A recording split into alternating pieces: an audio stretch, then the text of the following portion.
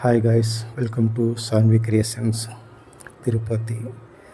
So నేను ఇవాళ మీకు ఒక హాలీవుడ్ డబుల్ మూవీ గురించి చెప్తున్నానండి. ఇది ఒక థ్రిల్లర్ మూవీ, అంటే జపానీస్ మూవీ. ఇది రిలీజ్ అయింది April 23. తెలుగు ఉందండి, ఓటీలో అవైలబుల్ ఉంది. చెప్తాను. అండ్ మూవీ ప్లాట్ ఏంట్రా అంటే, బుల్లెట్ ట్రైన్లో బాంబు పెడితే పరిస్థితి ఏంటి అనేది ప్లాట్ అనమాట. సో నేమ్ వచ్చేసి, మూవీ నేము bullet train explosion.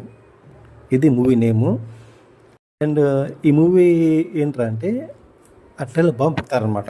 So bomb పెట్టినారు అంటే, బాంబు పెట్టినప్పుడు ట్రైన్ వెళ్ళే స్పీడ్కి తగ్గితే కనుక ట్రైన్ వెళ్తుంది. సో మీరు అనుకోవచ్చు ఇలాంటి మూవీస్ ఎన్ని వచ్చినాయని, కానీ ఇది ఒక డిఫరెంట్ మూవీ అనమాట.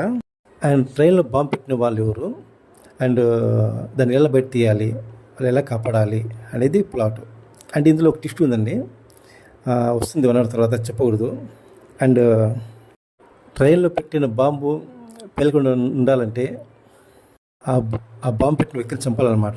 సో ఆ బాంబు పెట్టిన వ్యక్తిని చంపితే ట్రైన్ ఆగిపోతుంది అన్నమాట. అంటే బుల్లెట్ ట్రైన్లో పెట్టిన బాంబు పేలదు. కానీ ఏం చేస్తా అంటే, ఆ వ్యక్తిని వాళ్ళు చంపలేరు, తెలుస్తుంది ఆ వ్యక్తిని తర్వాత, కానీ అతన్ని చంపలేరు అనమాట.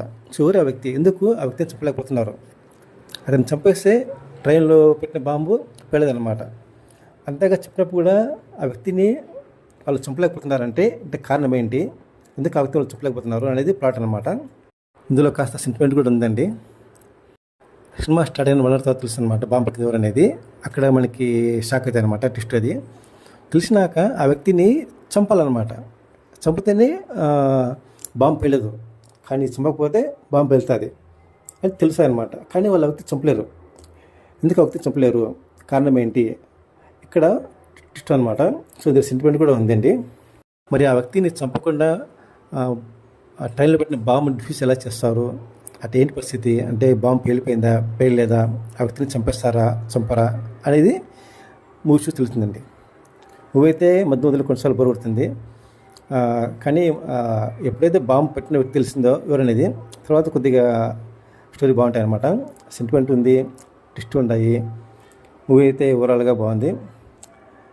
దీనికి IMDb రేటింగ్ వచ్చేసి 6.5 ఇచ్చాము 10కి. మూవీ మధ్యలో బోర్ కొట్టినా కూడా తర్వాత బాగుంటాయండి, చూసేయండి.